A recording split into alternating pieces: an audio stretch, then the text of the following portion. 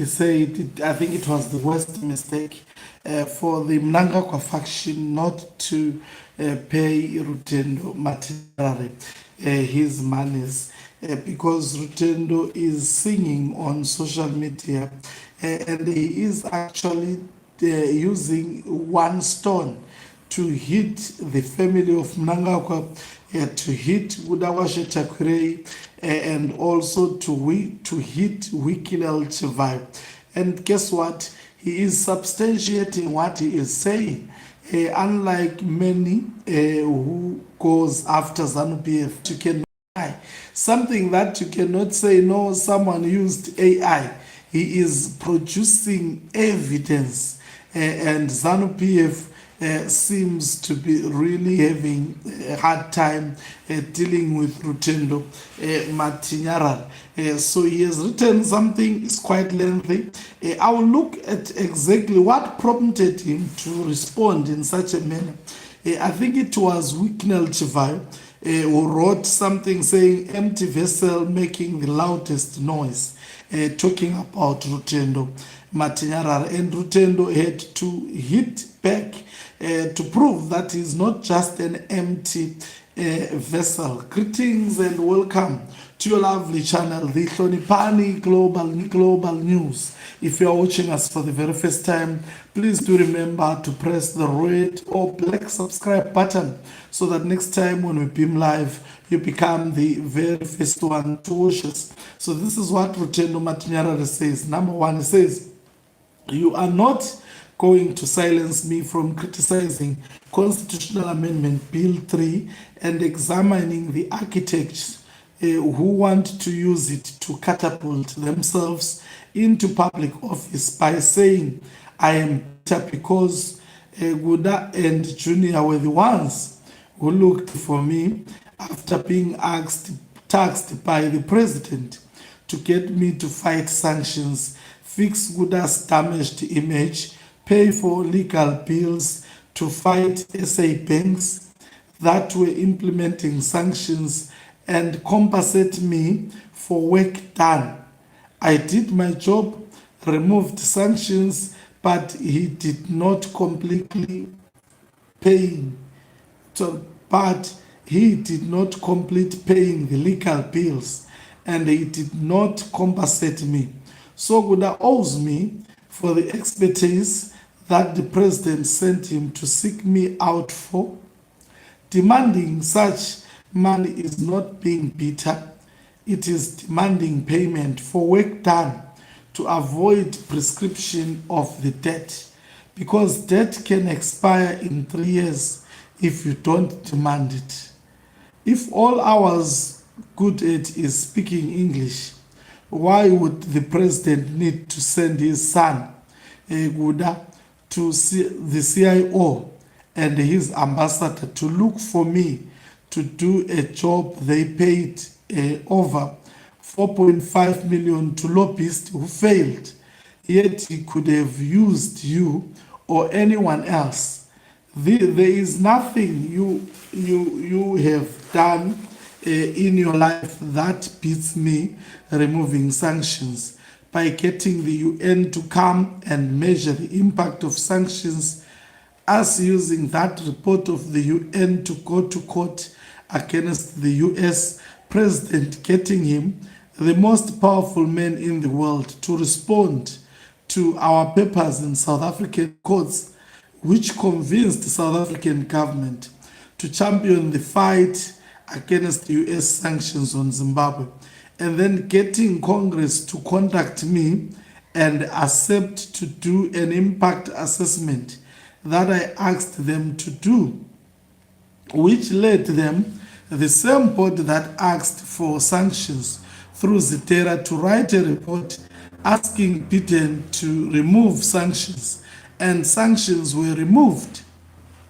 You, Guda, intelligence and government officials are not smart enough to do that, but I did it with such simplicity. Hence, you take it for granted. In other countries, I would have been paid millions, and then a yearly royalty till my death, because removing sanctions saves millions of lives and brings in hundreds of millions. Hence, the economy immediately jumped from 28 billion to 53 billion after the removal of sanctions. Saka usanyombe. Okay, I don't know what that means. What I achieved is something the president looked for me specifically to do, and I did it successfully. You and no one in Zimbabwe or anywhere in the world has ever achieved that. So don't tell me. So don't tell me that. So don't tell me about you having a criminal who is willing to smuggle gold, launder money, and engage in other organized crimes, while he'll work for my money. Why I work rather for my money legitimately. Anyone can do what you do, hence everyone can't understand why you. But some of us understand the occult and satanic things that take place in the background that make you get money, while us who do the real work get nothing. On 13 October 2025, Guda called me to ask me why I was silent about Keza's protest when he was pushing for his last protest. I told him I was not interested in fighting Keza anymore, and he persuaded me to come and get money and a Land Cruiser. He didn't deliver despite the dangers I faced in fighting Keza's sentiments. I left him like that since and never spoke about it. Then in March, I said I did not support Constitutional Amendment 3, would have sent death threats through a mutual business friend and began to get people to attack me on social media, claiming that I was extorting him. He started to fight on social media, not me. He also got them to say I was a CIA agent and bitter that I was not paid 1 million for supporting Constitutional Amendment Bill 3. 10. This left me with no choice but to defend my integrity, something you know nothing about. So I have merely responded to his false allegations and exposed the nature of our relationship. Since then, people from his office and strangers have phoned me asking for a ceasefire. So would the president owe me for work that they commissioned me to? How is it bitterness when I simply reciprocate how I am trying to negotiate on social media when he started the war on social media? Now, I will go to what exactly prompted Rutendo Matinyarare to be releasing such information.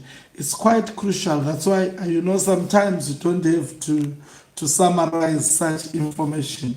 You have to give people the whole details of what is happening. There is a serious war on social media, and Rutendo Matinyarare is seemingly ahead, and Barakashis, they are running out of ideas on how to contain this man.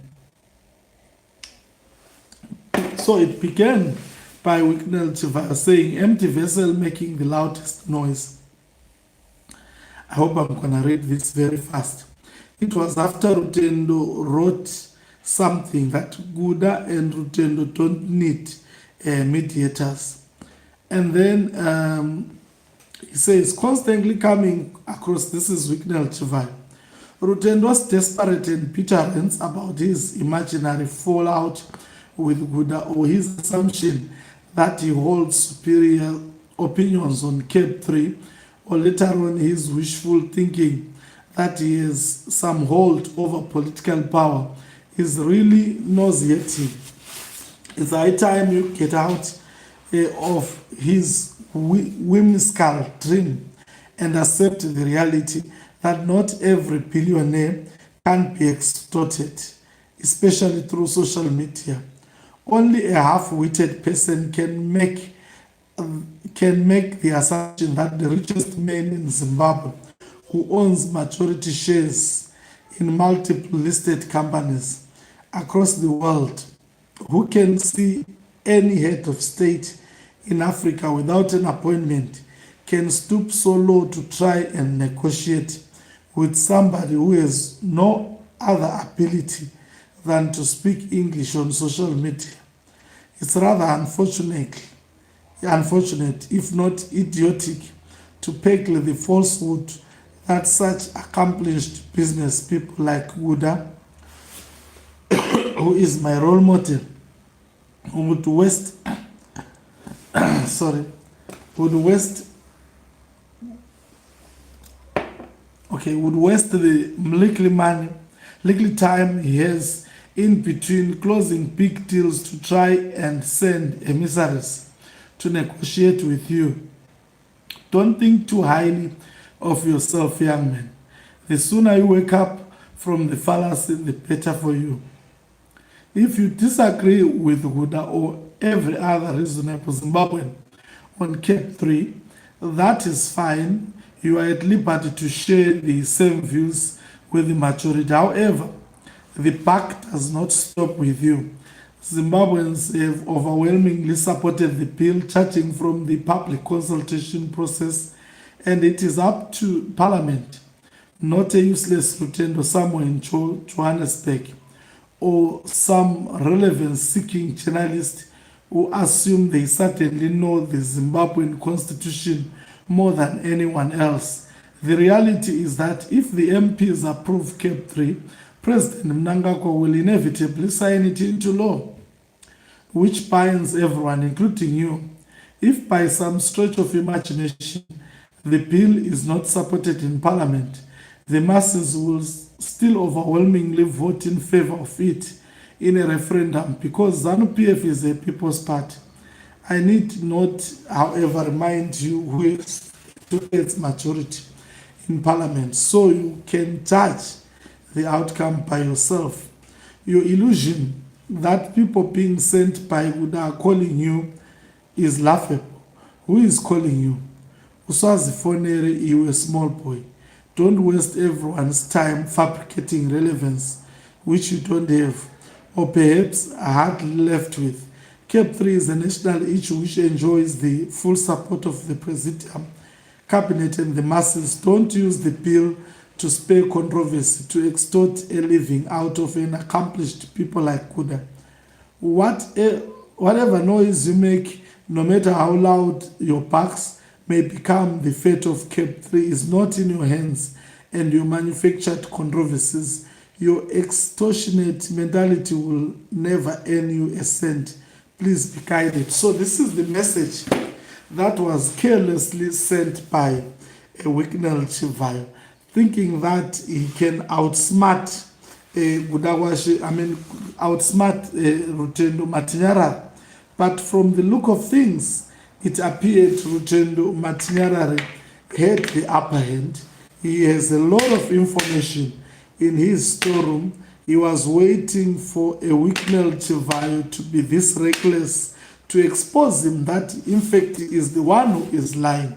If you look at what has been written by Tagwirei and Chivayo, saying the Presidium is united against Constitutional Amendment Bill number 3 of 2026.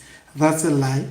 We know Chiwenga is not united with Mnangagwa on this one. It is public knowledge. There is empirical evidence. There is prima facie evidence. Across the board, Chiwenga has never taken a podium and said he supports the illegal Constitutional Amendment Bill number 3 of 2023. It is desperate for Tagwirei and Chivayo. He made the matters worse because it did not have facts. It did not do background check to really cross-check on whether there are people, the Agudawashe Tagwirei's people, who have been calling Rutendo Matinyarare. And indeed, the leakage that I dealt with on my first live broadcast substantiate indeed that The people of Udawashe Tagwirei have been calling Rutendo Matinyarare, begging him to de-escalate. Maponga did so. He is an advisor of Udawashe Tagwirei. And it appears who is lying between Rutendo at the moment, as well as also in terms of presenting hard facts to the people of Zimbabwe. It is quite clear that this fellow, Rutendo Chivayo, he is lying. He just speaks without thinking. He has done a lot of damage, especially to the already damaged brand of Emerson Tambutso Mnangagwa. And in all fronts, he is the worst person for Mnangagwa to ever associate with. Thank you very much for watching us. If you're watching us for the very first time, please do remember to press the red or black subscribe button so that next time when we beam live, you become the very first one to watch us. You can financially support this channel by pressing the join button and be part of our members who are the heartbeat of this channel. You can equally do so by pressing the thanks button and send a star. So is signing off. Let me love and leave you. We'll be back on